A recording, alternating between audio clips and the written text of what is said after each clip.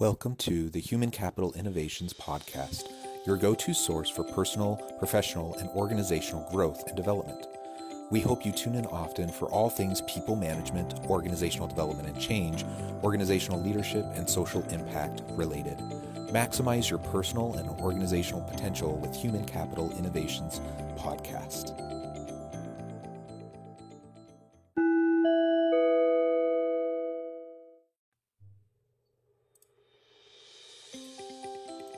Welcome to the Human Capital Innovations Podcast. In this HCI podcast episode, I talk with Anand Tamboli about distributed leadership and developing an experimentation culture.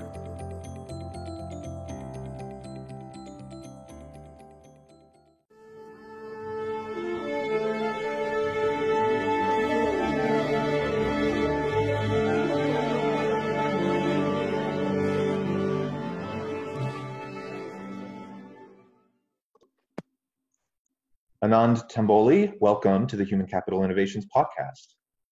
My pleasure, John. Nice to meet you. Yes, nice to meet you too, and I'm excited to have the chance to talk with you. You hail from Sydney, Australia, so there's a bit of a time difference from where I'm at here in Utah in the United States.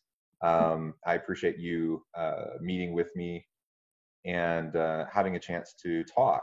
I just want to briefly share with the listeners a little bit about you. Anand Tamboli is an entrepreneur, award-winning author, global speaker, futurist, and highly sought-after thought leader. He works with organizations that want to transform into a sustainable brand with creative and innovative employees. Anand specializes in areas that intersect with technology and people. He is creative, innovative, entrepreneurial, and a transformation specialist, and is well known for bringing ideas and strategies to life. Being a polymath, he can often shed new light on topics that you think is already done to death. Having worked with several Fortune 500 multinationals for the past 2 decades, he draws upon his cross-industry and multicultural experiences. What a fascinating background. Again, welcome. And is there anything you'd like to add before we jump on into the discussion today? Well, thanks for this nice introduction, John. Recent work, in fact, involves a lot around future of work or future of businesses, and given the current situation, current scenarios, I think that has become more important. So I see my work drifting more on that side these days. More towards the future of work? Yes. Yeah, and I think it's always fun when someone is a self-proclaimed futurist. I tell my wife and kids I want to be a futurist when I grow up because it's such an interesting concept. And of course, none of us have a crystal ball. We don't actually know the future, but that's not what being a futurist is all about. How would you define that, for the listeners? What does it mean to be a futurist in today's world? So I think a lot of people carry it differently. In my view, futurist is basically if you can think out of the box within the context and basically combine multiple scenarios together. Like, for instance, I typically talk about steeple scenarios, so societal, technological, political, economical, environmental, and legal. And for any particular industry or business, if you can put those things together, saying that, hey, what does it mean for your business? Where can it go as a scenario? And how many scenarios are possible under the circumstances? That, I think, is one perspective. And then businesses or individuals choose that, okay, I don't like this scenario, or I would prefer this one over the other. Then how do I do it in my favor? What can I do to basically move towards closer to the favorable one scenario? So futurist role essentially touches that aspect and then advises that, okay, this is what you might want to do to make that scenario favorable for you. Yeah. And I think, I do a bit of work, quite a bit of work in mapping the last 50 years of the nature of work. And so I like to think of myself as a bit of a futurist based on historical trends and trajectories, right? We don't know the future, but we can see patterns and we can see the trends and how things have developed over time, and we can see the trajectory of where things are going. Of course, things like a global pandemic can happen, and all of a sudden that shakes things up, and nobody really saw that coming. People saw the possibility of it coming, but nobody, thought when we started 2020 that we were going to be in the middle of a global pandemic. And so you still have to be agile and adaptive, and you can't take anything for granted. But as you look at the past to inform strategy for the future, I think that's what being a futurist is really about. And certainly, we are. I feel like the pandemic is accelerating us towards the future of work that was already inevitable. It was coming. In the next 5 to 10 years, we were going to see more and more automation. We were going to see more and more AI and machine learning driven technologies enhancing the workplace and displacing workers and creating new jobs. We were going to see all of that happen. But I think some of that is already starting to happen simply because the pandemic happened, and now we're being forced to find new and creative and innovative ways to work virtually. We can't travel, and so we're trying to connect with consumers and partners, and we have to rethink supply chains, and all of these things are happening right now that we're kind of, our hand has been forced, that we have to address these issues when it might have happened a little bit more gradually in the near future. So that's kind of my general take on it. How does that strike you? Yeah, look, and I think there's a bit of a exaggeration. A lot of people say that, okay, pandemic has basically accelerated the whole transformation. I think it rather has skewed it. So under the normal circumstances, you would have done certain things in a parallel or in serial manner. But now what has happened? A lot of people have gone digital in terms of working from home or meetings and a number of other things. But then they haven't necessarily changed their working style. So meetings are still meetings. They still take awful amount of time. There's still multiple meetings. People still follow the same red tape or organization structures. So I think it would have happened slightly differently if under the normal circumstances, but it just skewed it, which means there's a lot more work to do after. I wouldn't say after the pandemic ends, but as you come out of it, you will have to kind of adjust this skew to make it proper, and then move towards proper transformation from that angle. Yeah, that makes sense, and I think that's right. So it'll be interesting to see how organizations adapt, how they respond to the current situations, but also what will be coming forth in the near future. Many opportunities, to be sure, even amidst crisis and amidst the pandemic and kind of global socio-political strife that's happening around most of the world right now. Let's talk about leadership a bit. I know that you have some distinctive thoughts on leadership and why maybe a new model might be necessary. I read your article on distributive leadership. How is it different from other leadership frameworks? Maybe you can describe that for us a little bit and help us understand why that's necessary in today's world. Yeah, sure. So I think we all have seen in the past centralized leadership. That was the beginning of it in terms of the Industrial Revolution and artifacts, where one entity or one person within your company would have all the rights to authorities to take decisions. Over the period, we converted that into a departmental model or decentralized model, where you could disseminate those decision-making powers as well as execution powers to different pockets within your company. But if you look at what is changing right now, is number one interesting change that's happening in terms of the kind of generations we see in organizations these days. So it's no more just the Gen Xers or baby boomers. So you've got baby boomers at the top of it, with Gen Xers, Y, and Z as well entering into the workforce. And fundamentally, these people have different circumstances in which they were born and brought up. Their thinking is different. Where I see that the expectation from leaders is different. a lot of millennials or Gen Zs think that they know what to do. You don't tell me, you don't micromanage me, you just guide me, right? As against, otherwise, people would have thought that, okay, tell me what to do. And because of this interesting mix in the workforce, there needs to be a different model than what it was before. Apart from that, and as we spoke earlier, the environment is changing quite fast, where the uncertainty is becoming a norm. It is a norm anyway, volatility and complexity. Now, that means you have to be agile.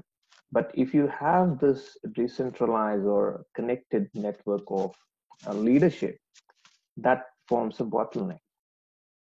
So how do we break that bottleneck? And which is where I think we have to fundamentally change this idea of leadership just for the decision making and all, and make it more guidance oriented, but the decision making powers could be distributed, and which is where the distributed leadership model or idea came into existence. Yeah, and I really like the idea of distributed leadership, distributed power, and more open and deliberate communication throughout organizations, more transparency, not so much top-down dictates and decrees. I think we live in a disruptive time, so disruptive technologies, disruptive environments. We have to respond agilely to a lot of different things. And simply put, leaders aren't capable of doing it all themselves. Even if they could do it all themselves, that's not the best way forward to help create buy-in for change, to help employees feel empowered to do their best work. It's such an outdated model of leadership, that the top-down hierarchy kind of tight control model. And so this more distributed approach, I think, really is what the world today needs. And we need to be much more adaptable and agile. And we can only do that as we tap into the potential of all of our people, their creativity and their innovative tendencies, right? Yeah, absolutely. Yeah. And it looked like we had this notion earlier, and it was true that one person knows it all, others just follow. It's not true anymore. So that's where I think the adaptations is even more crucial.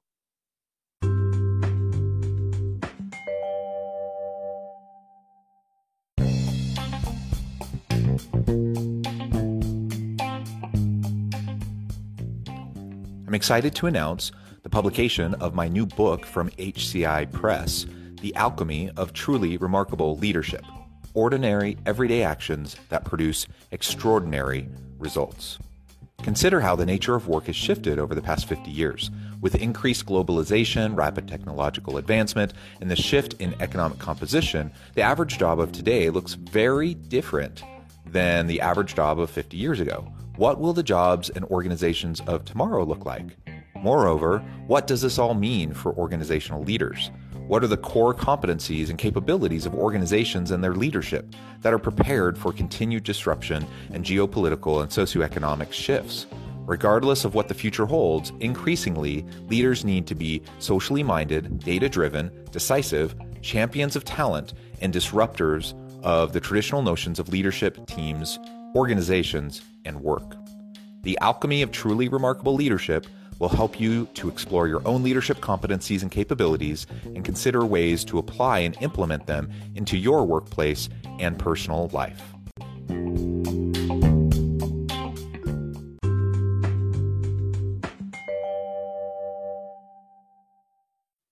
Yeah, absolutely.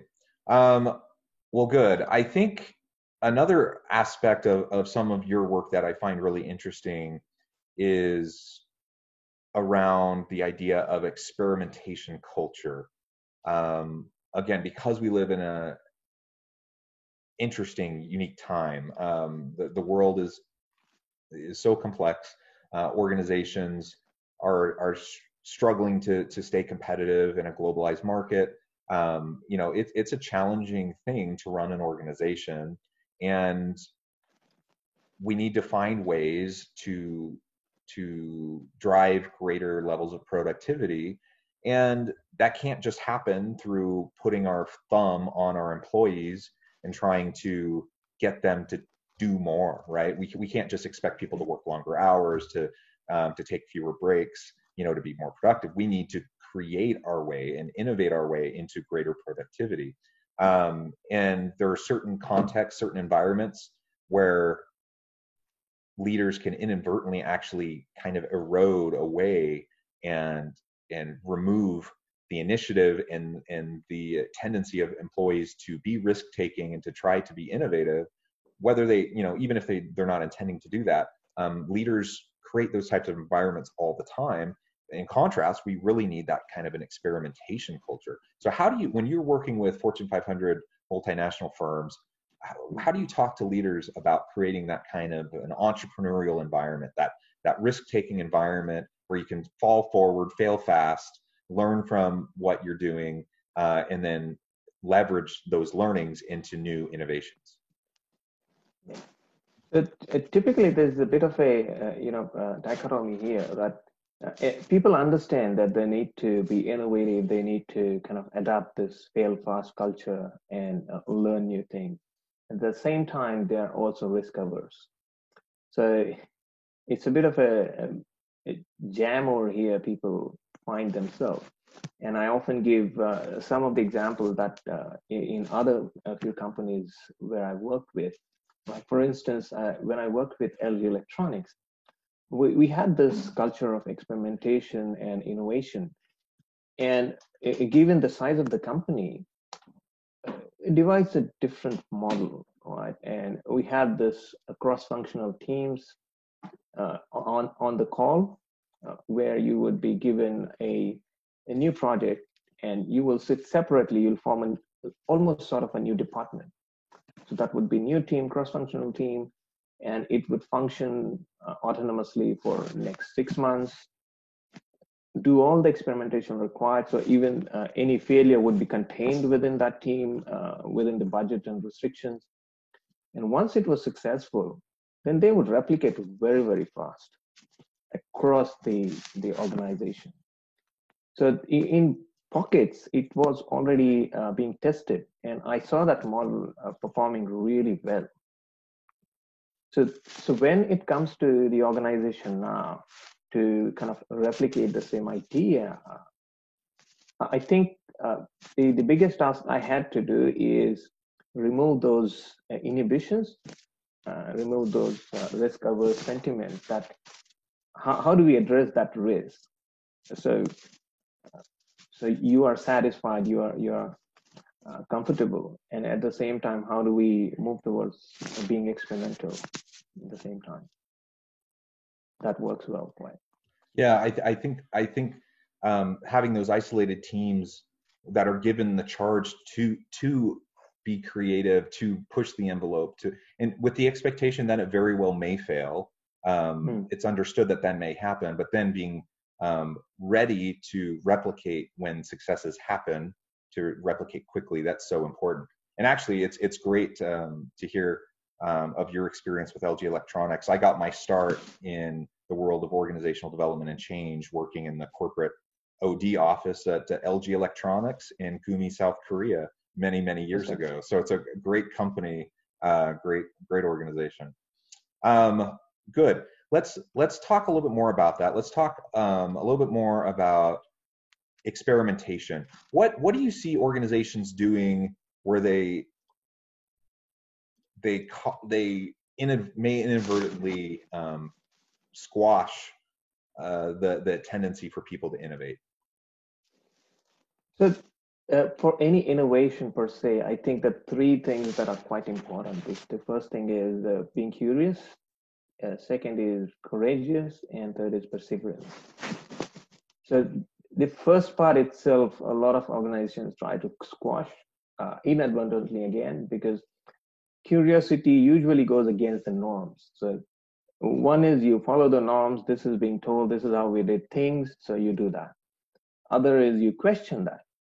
You start questioning, why are we doing this?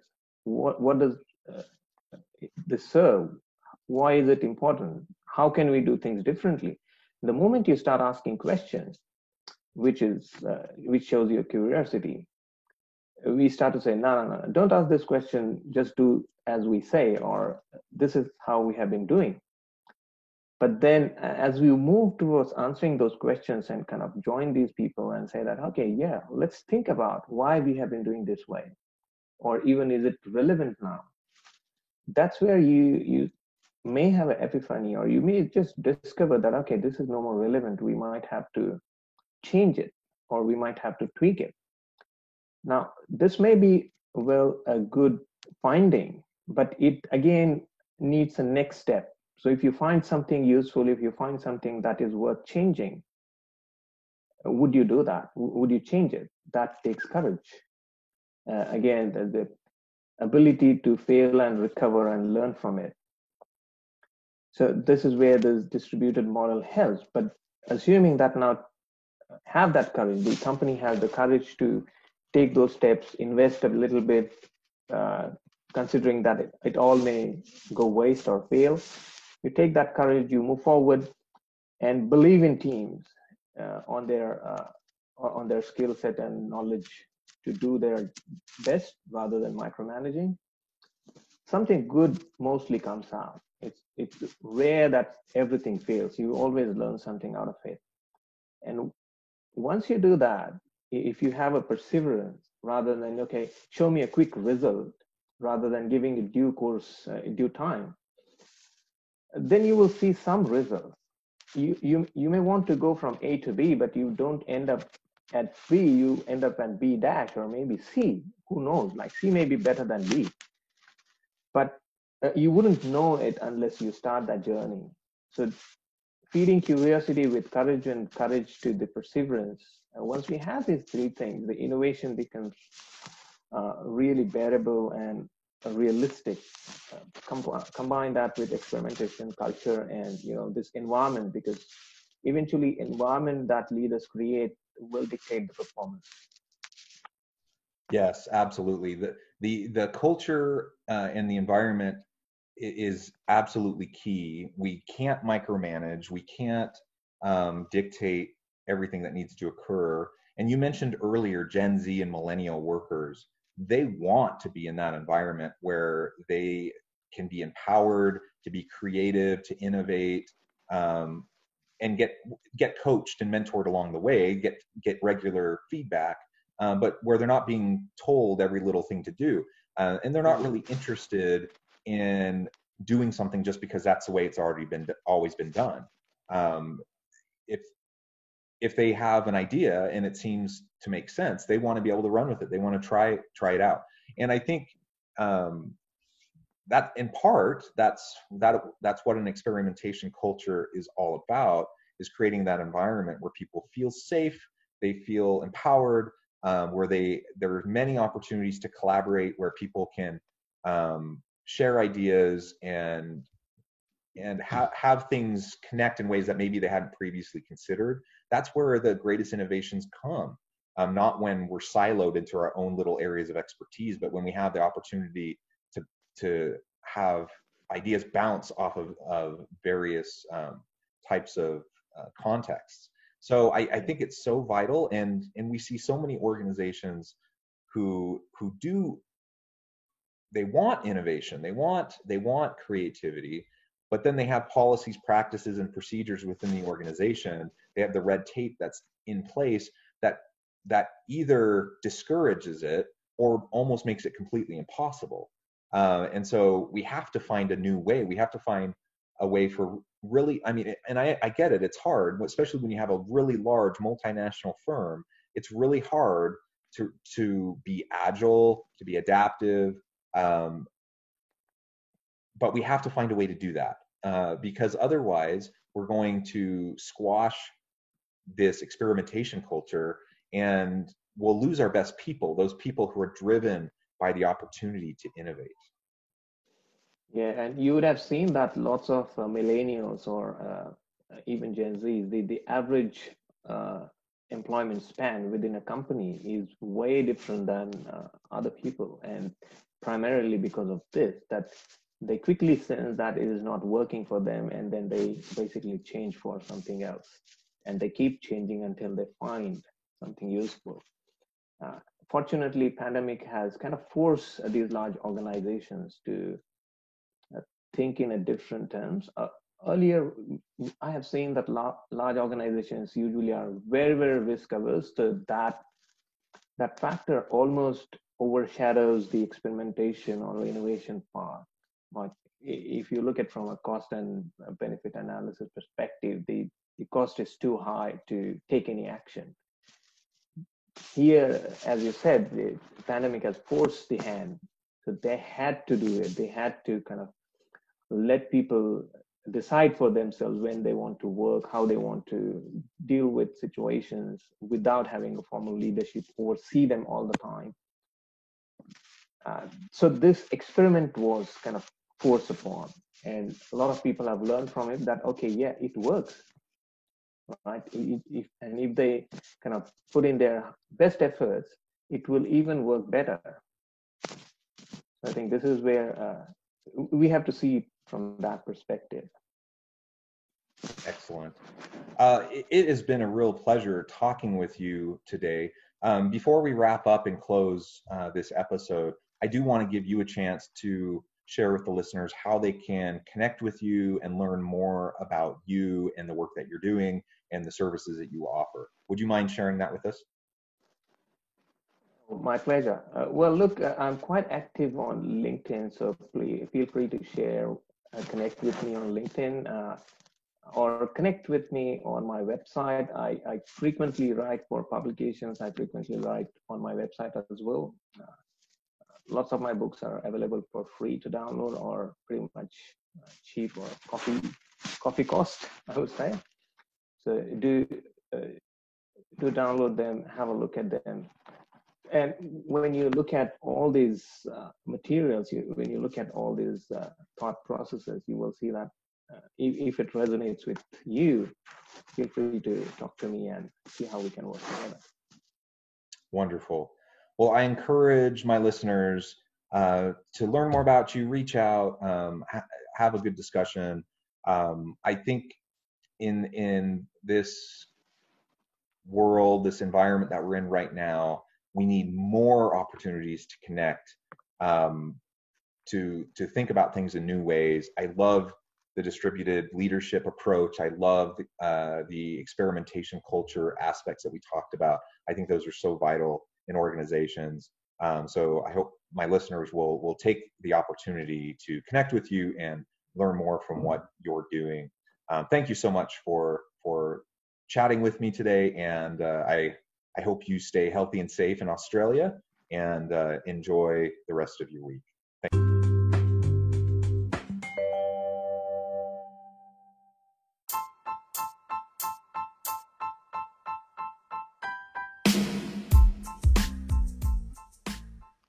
We are excited about the launch of HCI's new magazine, Human Capital Leadership.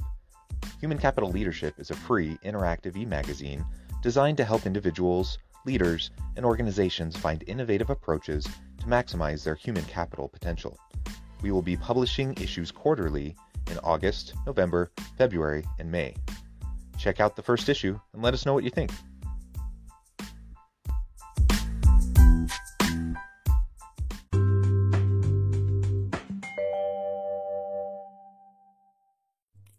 Thanks again for joining us for this episode of the Human Capital Innovations Podcast. I hope you stay healthy and safe and that you have a great week.